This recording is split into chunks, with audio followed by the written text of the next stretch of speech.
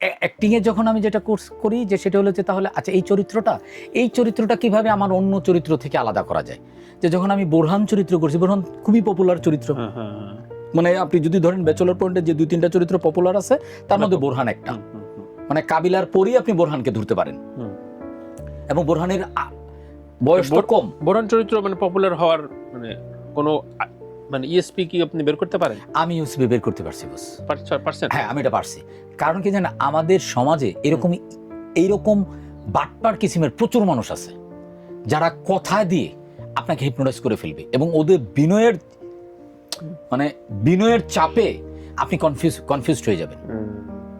তো ওই জায়গায় রিলেট করে, এই জায়গায় রিলেট করে মানুষে। এই দেখছি তো এরকম, যেমন যে পকেট থেকে মোবাইল বের করতে গিয়ে টাকা পড়ে যায়, ঠিক আছে, আমার দেখেন একটু পরে কান্নাকাটি শুরু করে দিছে। তো এগুলো তো আমি প্রচুর দেখছি, আমি নিজে দেখছি এরকম চরিত্র। আচ্ছা, ঠিক আছে।